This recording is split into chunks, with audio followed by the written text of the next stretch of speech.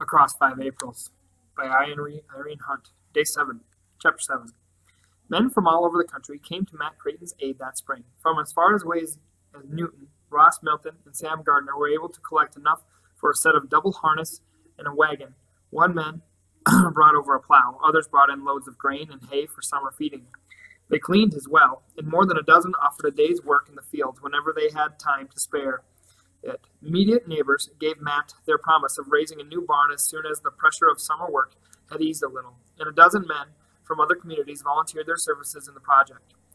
The great mound of ashes in the barn lot was soon beaten into a hard-packed mass by driving rain and the heat of spring and early summer. Jethro became used to the sight of it after a while, but he could not become used to the fear that lived with him every night during the early weeks that summer. One of Ed Turner's boys brought over a dog to take the place of the shepherd that was never found. It was a huge dog, as fierce-looking as a wolf, but soon devoted to Jethro after young Sam Turner had taught the boy how to become the dog's master. It brought some comfort to every member of the family to know that the big animal lay stretched at the foot of Jethro's bed, his sharp ears alert to every sound outside the cabin. But from Matt down to John's youngest boy, there was a nagging fear that even the presence of the dog did not dispel altogether an anxiety that lurked in the backs of their minds by day and came out boldly in the night. More and more stories of Shiloh came through to the county as Illinois boys who had been wounded in the battle began pouring into Cairo, Illinois during the months of May and June. George Lawrence from over near Granville heard that his youngest son had arrived in the river town, and he made the long trip by wagon to bring the wounded boy back home. It was Dan Lawrence who brought news of Tom Creighton. Israel Thomas and his son-in-law had volunteered a day's work in Matt's fields the day George Lawrence brought his boy over to the farm. They stopped their horses at the end of the furrow and went out to the road to talk to the two in the wagon. Later they called Jethro, asking him to tell Ellen that they would not be up to dinner that day. They would work straight through the noon hour and go home a little early. Dan Lawrence was not yet 20. He was still weak from his wounds and loss of blood, still under the cloud of a horror that only subsequent horrors could make him forget. He walked slowly with his father's help up the path to the cabin where Matt Creighton stood at the door, and when Dan extended his hand in greeting, his eyes had a tired, haunted look. His father spoke for him. "We're bringing you hard news, Matt. It's your boy Tom. I'd rather be whipped than be the bearer of such news, but we know we had to do it. I brung Danny over to tell you how it was. He was with your boy that day." Dan Lawrence told the story quietly. His voice wasn't as firm as a soldier's voice should be, but he did his best to control it. "Things had been so fine for quite a spell. I never seed a part of the country that looked prettier, with the peach trees in bloom and the air so soft and lazy. Us boys was feeling good. There was lots of time for swimming and setting around and talking about what we'd do when once the ribs was licked and we was home again. Tom and me was together a lot them days, and we done a good deal of laughing and joking. Tom's spirits was always high. You wouldn't have believed them first days of April that trouble was a brewing for all us. Every one was feeling good, and we was getting along so fine." The young soldier glanced up at the white faces watching him, and there was still in his eyes the look of wonder that life could have changed so suddenly and ruthlessly. He seemed to waver before the necessity of describing the day that followed, the first 5 of that April. "It started at breakfast time, all of a sudden, and terrible. I ain't never heard such noise or seed so many boys and men laid low. It was just one awful roar of cannon and screams. That was the worst. Maybe I had not to say these things." He looked timidly toward Ellen, who sat close to her husband, her dark eyes staring and without expression. Matt finally spoke. "We want to hear everything, Danny. Go ahead." "We got through the first day, and toward evening, Buell's reinforcements commenced in from across the Tennessee River, and it was a sight that gave us courage and joy, for a few minutes anyway. Tom was standing beside me when we seed the boats coming, and both of us took off our caps and waved and laughed like we was crazy. We was caked with mud and tired enough to drop, but we forgot everything when we seed Buell's boys coming in to help us. I mind that Tom put up his arm alongside my shoulder, and he was saying, 'Look at him come, Danny. Bless old Buell, he finally made it.' Them was his last words. He didn't suffer. He never knowed what happened." The news spread through the county very quickly. The week after Dan Lawrence's story had been heard in Newton, Ross Milton printed an open letter in his paper. "To the patriots who defiled the well and burned the barn on Matt Creighton's farm sometime during the night of May 10th, 1862. Gentlemen, in the event that you feel Matt Creighton has not been sufficiently punished by the destruction of his property, be advised that he suffers not only that loss through your efforts, but the loss of his 19-year-old son, who died in the Battle of Pittsburgh Landing on April 6th. Has justice been done, gentlemen? Has an ailing man who commands the respect of those in his county who recognize integrity, has this man suffered enough to satisfy your patriotic zeal? May I remind you that Tom Creighton died for the Union cause, that he died in battle, where a man fights his opponent face to face rather than striking and scuttling off into the darkness? And just in passing, gentlemen, what have you done lately for the Union cause? Of course you have burned a man's property, barn, farm implements, hay, and grain. You have polluted his well with coal oil and terrified his family. Furthermore, you have done it quietly, under cover of darkness, never once asking to be recognized in order to receive the plaudits of the country at large. But has any one of you faced a Confederate bullet? Well, Matt Creighton's boy has. Jenny cut the letter from their copy of Ross Milton's newspaper and placed it inside the cover of the family Bible. Then she turned to the pages where the family's names were written in a long column with places to the right for dates of birth, marriage, and death. She dipped a pen in ink and carried it in the Bible to her father. Matt shook his head. You write better hand than I do, Jenny. You set down the date and place for me. I've done it so often, too many times. He would not watch Jenny write, but motioned to Ellen to help him walk outside under the silver poplars in the dooryard. Jethro sat at his sister's side and studied the page to which she had turned. His own name was at the bottom of the long list, Jethro Hallam Creighton, born January 13th, 1852. That was the name of the old doctor that the folks set such store by, Jenny explained. Dr. Jethro Hallam. I remember him just a little. He used to hold me on his lap, and once he gave me candy because I didn't cry when he had to swab my throat. Jethro looked at her respectfully. She knew people in times unknown to him. He could not agree with his father that Jenny was so very young. Directly above his name were 3 lines that his father had filled out just 10 years ago that summer. Matthew Colvin Creighton, born September 7th, 1850, died July 1st, 1852. James Alexander Creighton, born May 3rd, 1849, died July 4th, 1852. Nathan Hale Creighton, born February 12th, 1848, died July 3rd, 1852. The tragedy of that summer had never impressed Jethro so deeply as it did that afternoon when the dates stared up at him with terrible significance. Do you remember them, Jenny? He asked soberly. Oh, yes. They're growing more and more dim in my mind, though. I can remember that Ma set me to rocking little Matt's cradle once. I got so scared or carried away with my singing to him that I rocked the cradle too hard and the little round baby rolled right out onto the floor. That stands out in my mind. I was so fearful that I'd hurt him.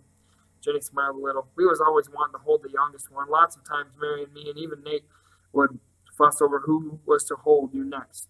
Ma would say, wait till he starts crying, then we'll see who wants him. And sure enough, once the crying started, we was ready to hand you over. It seemed very far away and unreal to Jethro.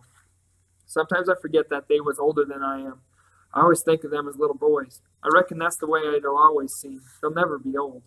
It seems strange, don't it, Jenny, that the sickness struck the 3 of them and passed over the rest of us? She nodded. It's a thing no one can explain. I remember that Israel Thomas took Mary and Tom home with him. Eb wasn't yet with us, and Bill took you and me over to Ed Turner's. He carried you in his arms and led me by the hand, almost like he was our pa, though he wasn't much more than a boy then. Some of our folks made the rounds every day to see about us.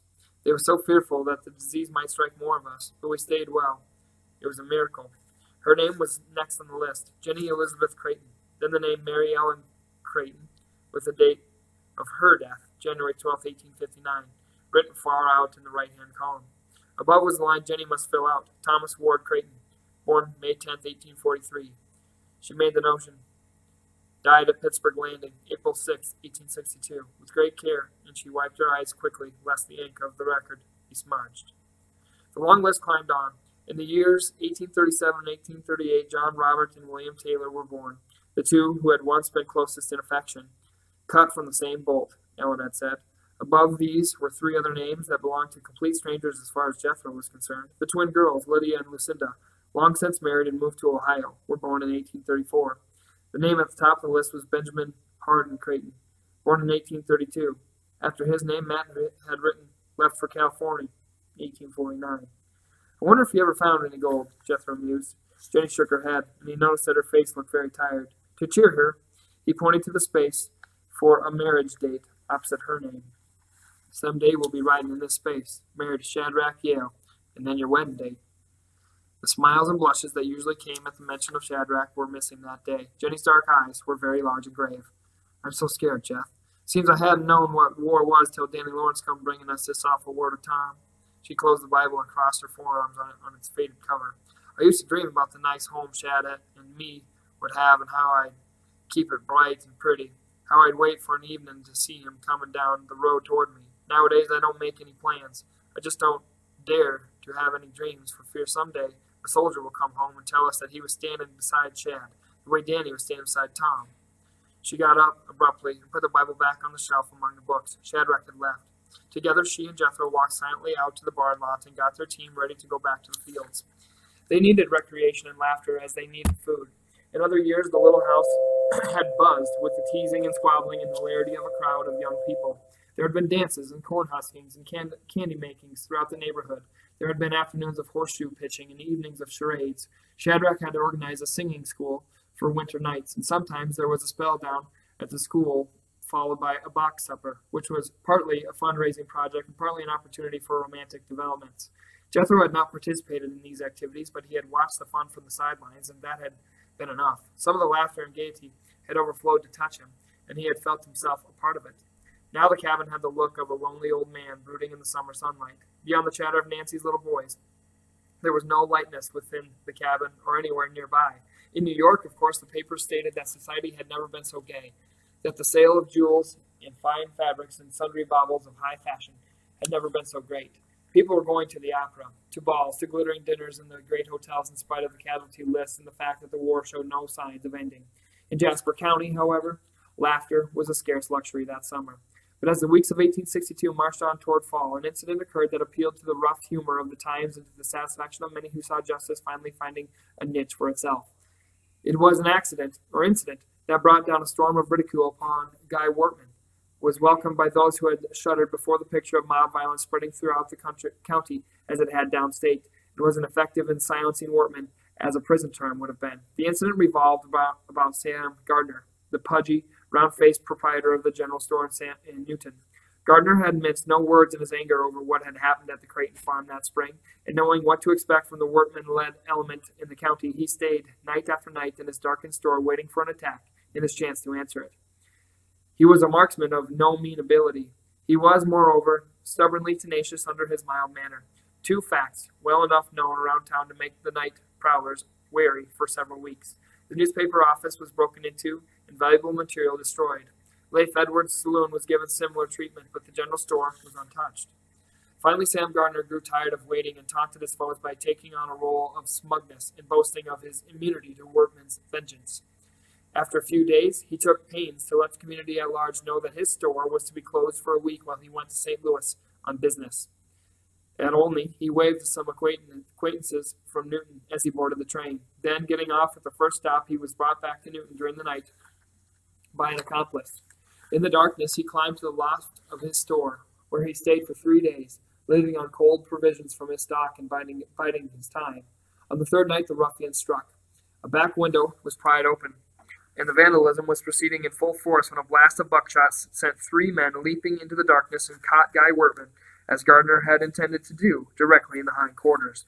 The rest was comic opera. A doctor was summoned to the scene, and the crowd of men soon gathered in the store where the round little merchant in his nightshirt held a lamp aloft to light the doctor's work and clucked in gentle sympathy while the buckshot was dug from the backside of a moaning Wortman. Men all over the county roared at the story Ross Milton embellished with cutting sarcasm and published in his weekly paper, a story that caused Wortman to be demoted, even by his own lieutenants, from the role of a swaggering desperado to that of an inept and ridiculous figure, whining in his misery. Sam Gardner's blast of buckshot brought a number of people to their senses and gave to a number of others the blessed gift of a night's sleep free of anxiety and terror. While the county paper carried details of Guy Wortman's humiliation, the city papers carried a war story that had its own overtones of the ridiculous. General Halleck had shuffled the generals at Pittsburgh Landing after the battle there, assigning Grant to an ineffectual position as assistant commander and taking command of the field himself. Then there had begun a snail-like approach of the Union army toward Corinth, where General Beauregard had withdrawn with the Confederate army. Day after day of digging entrenchments, marching a little distance, stopping to dig more entrenchments, Grant had been criticized for not entrenching at Pittsburgh Landing. Halleck, it seemed, was determined to entrench himself all the way from Pittsburgh Landing to Corinth. Then came the entry into Corinth. Northern newspapers, never very warm toward Halleck, wrote with a note of glee in their bitterness of the hoax by which Beauregard had managed to evacuate his sick and enfeebled army, thereby leaving for Halleck a deserted railroad town. General Halleck had confidently expected to bag an enemy, which he had reported to the War Department as being nearly 200,000 strong. Beauregard had withdrawn from Corinth, leaving campfires burning, dummy guns with dummy cannoneers behind them, and a few drummer boys to play in the deserted streets, as if Confederate soldiers by the hundred thousands were still there to listen. Freight cars rattled through Corinth all during the night, covering the sound of withdrawal, and shrill rebel yells from the remainder of the army greeted the arrival of each train, suggesting that reinforcements were arriving by the hour. Halleck occupied Corinth the next day, it was true, but there was an empty ring to his boast that this was a victory as brilliant and important as any recorded in history. The papers suggested that perhaps it was Beauregard who, by managing to save the remnants of his army, had won something approaching a victory. Jethro sat on the edge of the kitchen porch, fondling the dog as it nuzzled against his knee and looking out at the fields where twilight was rapidly draining the green and gold from corn and wheat fields that stretched out below and beyond Walnut Hill. His eyes were wide and troubled with his thoughts. He had a high respect for education, for authority of men in high places, and yet the stories in newspapers made him wonder. McClellan, the most promising young officer in his class at West Point, was now the general who either didn't move at all or moved ineffectually. Halleck, the author of a book on military science, was now the author of boasts that somehow branded him as a little man, even to a country boy who was hungry for a hero. There were stories of generals' jealousy, eyeing one another, caring more for personal prestige than for defeating the Confederates. There were Pope and Sheridan who blustered. There was Grant and the persistent stories of his heavy drinking. Nowhere in the North was there a general who looked and acted the part as did the Confederates Lee and Jackson. "What's the matter, Cap?" Jethro said aloud, bending down to look into the dog's deep eyes. "Ain't we in right? And how does it happen, if we're in right, that the Lord lets Jeff Davis get men like Lee and Jackson and give us ones like McClellan and Halleck?" That, in essence, was what men in high places were wondering that late summer. It was what the president himself was wondering, and the thousands of soldiers who were coming near day by day to Antietam, to Fredericksburg, and to Chancellorsville. Chapter 8. The autumn of '62 was grim. Looking back to the spring and early summer, Jethro realized that although the early months had meant anxiety and fear for himself and his family, the cause of the Union had been going well in the West. He counted the Federal victories, beginning with Fort Henry and Fort Donelson, always to be associated in his memory with that last firelit evening he had spent with Shadrach on Depee Ridge, from which Mr. Roscoe's grandson had emerged unharmed, to the Mississippi, where grim old Admiral Farragut had done the impossible and had taken over New Orleans, and where General Pope, blusterer though he might be, was hailed as a hero after he had taken New Madrid and the powerful Confederate fort at Island No. 10. Jethro studied the map of the Mississippi carefully. Only a strip of the river between Baton Rouge and Vicksburg was then under Confederate control. "We're doing better than Chad allowed me we would," he told Jenny. He measured the short strip on the map with his fingers. "Look, it's just a little piece of river. Once we take that, it's like Chad told me. The Confederacy will be cut in two." It was a very short strip as measured by his fingers, but a shadow swept across his eyes as he recalled Shadrach's words. Think how hard the fighting was at this little dot on the map called Donelson. He thought of another dot, which was only peach orchards and an old church, where Tom and thousands of others had died, a dot that seemed a hateful place to him. He would have to grow older and learn from history that the battle had been one of great importance for the Union, that the Confederate attempt to regain western Tennessee had failed, and was therefore a bitter blow to the government of Jefferson Davis. But in 1862, Jethro hated to think of Shiloh, not only because of Tom, but because it seemed to him to have been an empty victory. The triumphs along the Mississippi had good news, and hopes throughout the North were at a high peak when chilling word came from Tennessee.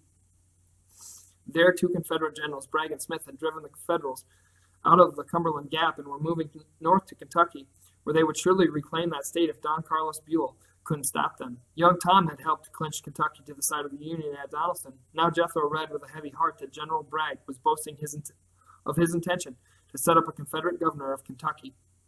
Equally chilling was the news from the east. General Pope, hero of Island Number 10, was no longer a hero in Virginia. At the end of August, just 13 months after the day when congressmen and their ladies had driven out to Bull Run for a day of picnicking and a battle viewing, a second disaster for the Federals took place in the same spot. The Confederate generals were Lee and Stonewall Jackson, together with James Longstreet, who brought up reinforcement that saved the day for the Confederates. A good part of McClellan's army, as well as Pope's, the papers admitted, was disorganized and hopeless. Thus, the high hopes that had given comfort to the North during the spring were almost crushed by early fall. Faith in the leaders was at its lowest ebb. Criticism of the president poured in from all sides. Armies were demoralized, and desertion began, first in a slow trickling, then in a flood. As the months dragged on, Jethro read the news in dismay, and for the rest of the war there always was a fear within him that disappointment and disaster inevitably followed hope. But work on the farm had to go on, although armies faltered and leaders fell in disgrace. Late in September, men from the nearby communities and from even as far away as Newton came to build a new barn so that Matthew Creighton's stock might have shelter before the winter snows set in. There were 20 or more of them with teams and loads of logs, with saws and axes, and a barrel of cider to give their work a spark of holiday spirit. Ross Milton came, and although he was too crippled to work, the men were pleased to have him with them, and Jethro was delighted. When he went out to greet the editor, Jethro noticed the young man who had cared for his team that day in Newton, now sitting on a high load of logs behind Ross Milton's buggy. Milton jerked his thumb toward the wagon as he climbed slowly down from his seat. "Charlie is bringing that load of logs from a friend of yours," he told Jethro quietly. "I can't think of anybody down your way that is a special friend of mine," Jethro said, puzzled. "Dave Burdo," the editor answered. "I asked him to come with us today. He wouldn't, but he came to town yesterday and asked me to have someone bring up this load of logs he'd cut. He said, 'Tell the young one Dave Burdo is sending them to him.'" Jethro nodded. "I allow to get thanks." He paused and flushed as he looked up at the editor. "I want to send thanks to him, one way or the other." "I've done it for you," Milton answered, smiling briefly at the evidence that his book had been read. "Dave isn't used to thanks. They make him restless. But he's listened, and more than that, he's shaken several hands that have been extended to him since the two of you rode together through that stretch of woods road last March." "I'm proud to hear it," Jethro said soberly. "I thought you might be." Milton turned toward the porch where Matt waited to speak to him, and Jethro went back to show Charlie where to place his wagon and Burdo's gift. By noon, Ellen, with the help of Nancy and Jenny, had spread a long table out under the silver poplars in the dooryard, and here the men ate roasted meats and potatoes, vegetables preserved from the hot summer garden, baked beans and cornbread spread thickly with freshly churned butter. They had autumn peaches picked from the tree and sliced in golden cream, mounds of wild honey, and apples that Nancy's little boys had polished until they gleamed rosily against the white cloth. The season of plenty in southern Illinois had not been touched by the war. There might have been no war at all for an hour or so, as the men ate and joked in the mellow sunlight of the dooryard. But during the afternoon, as he carried water and ran a dozen different errands, Jethro heard them talk of a battle in the east. It was at a place he had not quite known how to pronounce when he had read of it in the papers, Antietam. "Well, McClellan moved," Israel Thomas was saying. "You have to say that for him. He finally moved. Old Abe give him another chance at it. Maybe how he'll get down to fighting if that ain't asking too much of such a fine-haired general." Ed Turner's face was full of disgust as he strained to lift the log into place. "Him get down to fighting? Don't ever think of it. He wants to strut around and brag and look handsome, but he don't want to fight. Not him. I reckon old Abe was right, and the Army of the Potomac is Mr. McClellan's bodyguard." "Well, he drove Bobby Lee out of Maryland the other day," another man remarked. "That much is to his credit. And if Bobby Lee had drove McClellan out, he'd have followed her up and pestered the army that was in retreat. But not McClellan. No, he wastes thousands of boys, then he sets back and rests, waiting for them that left living to cheer him big." Ed Turner wiped the sweat from his eyes with an angry gesture. "I got no use for McClellan. I don't know what old Abe means, tuckering to him like he was some little sawed-off king." Then Tom Martin from Rose Hill spoke up. "If you ask my opinion of McClellan, I'll tell you, I don't think he wants to win. I don't think he's ever really going to move in on the Rebs, because their way of thinking is his way of thinking. Oh, I reckon he ain't that low. Old Abe must not be quite that poor and picking his head, man," Israel Thomas objected. "Maybe old Abe ain't losing his breath to lick the Rebs either. Did you ever think of that? Why is it he ain't freed the slaves? Is he afeard of hurting the feelings of some of his women kinfolk down in Kentucky? Why does he put up with this no account that's running the Army of the Potomac? Does he like seeing Bobby Lee run over us? I got a lot of questions about old Abe I'd like to have an answer to. Your doubts ain't going to make me down on old Abe, Tom. Israel Thomas answered angrily. Things is tough right now, but this war is a big thing. It's mighty easy for us farmers and the big editors and the abolitionist preachers to run the job of being president. Old Abe is doing all he can to do, I say. I'm for him, all the way. One of the men took a drink from the water jug Jethro had brought up to the workers, and handing it back, he rumpled the boy's hair with rough affection. Be glad you're a boy, young feller. You don't have to pester yourself with all these troubles that men be suffering through these days, he said genially. Jethro had picked up a mannerism from his mother. He closed his eyes briefly, as if to hide from the world the exasperation with which the man's words struck him. He knew he must keep quiet. These men were kind, generous men. And anyway, the boy had no right to contradict the man's opinion. If they wished to think of him as an ignorant child, he must not try to change their idea of him. But it was a bitter dose to swallow. A few days after the barn raising, a letter came from Shadrach Yale in which he, too, discussed General McClellan from the viewpoint of a young soldier who had just known his first experience under fire. Antietam had been the baptismal battle for the young schoolteacher, and the letter to Jenny reflected the agony of a man new to the scenes of death and suffering. This time Jenny read the letter in its entirety to the family, and then she quietly passed it to her father and to Jethro for rereading. The words of love that interspersed those of mental anguish were not ones that a silly girl blushed over and hoarded to herself. There was a new dignity about Jenny after the letter from Antietam. Of General McClellan, Shadrach wrote, I have never known men of my age, and many much older, who have so completely worshipped another man. They may be hungry, wounded, heartsick at the death of comrades, but they forget everything when they see him, and they break into cheers as if this hero had brought them nothing but pure joy. They accept suffering of any kind as something through which they can show their devotion to this leader. You have probably read of the disorganization and discouragement of this army after General Pope's defeat at Bull Run. It took only the sight of this small, handsome man McClellan, dashing up and down the lines on horseback to restore confidence and courage. He shouted, waved his cap, encouraged their cheers, and fired his men with the kind of spirit that they showed here at Antietam. The men resent those of us who have not known him long, the ones who are silent when they cheer. I believe that a word against him might be as dangerous to the one who spoke it as a rebel bullet would be. They will not believe that he has ever been anything but right. They revile the president when rumors of his impatience with their general get around. I tell you frankly that the contagion of their devotion has not yet gripped me. I do not dislike him. I believe that he is personally brave and devoted to the cause for which his men are fighting. But he is afraid of something, of sending the men who love him, to their death, of making an air that will reflect upon the image of himself which he knows to exist in the minds of his men. He does not have the cold approach to killing, the singleness of purpose, the brutal tenacity that the winner of this war, if there ever is to be one, must have. The autumn months approached the end of the year in gloom.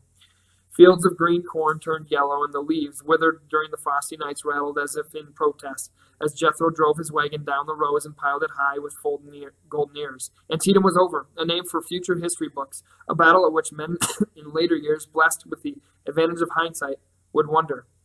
Jethro, in his manhood, would learn of the incompetence, the blindness, and the ghastly waste of life that followed a lost opportunity. In the autumn of '62, he only knew that Antietam seemed much like Shiloh, a federal victory in which one was hard put to find a step forward toward final triumph and peace. The career of General McClellan was almost over, too. It would rise with another spurt later on, but that fall, the papers blazed with the news that the president had relieved the general of his command, and the name that had outshone all others now plummeted into near obscurity. Now another man dominated the headlines briefly, very briefly. The new name was that of Ambrose Burnside. In December, Jethro looked for another river and another town in Shadrach's atlas. The river was Rappahannock in Virginia. The little town lying on the river was Fredericksburg. The stories of the battle were ones that brought despair to the North. Fredericksburg had been undertaken with little probability of success, the papers claimed.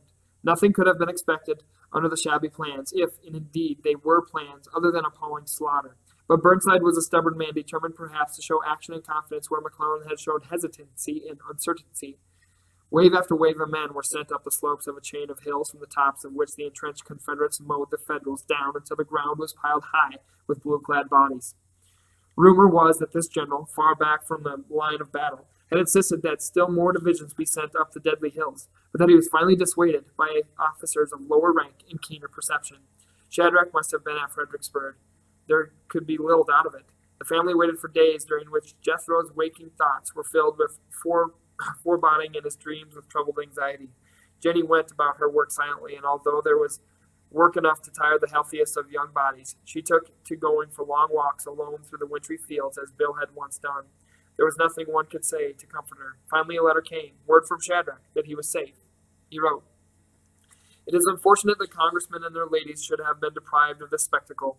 There was drama here, I can tell them, thousands upon thousands of us crossing the Rappahannock with banners flying, drums rolling, and our instruments of death gleaming in the sunlight. They could have seen those thousands scrambling up the innocent-looking wooded hills and falling like toy soldiers brushed over by a child's hand.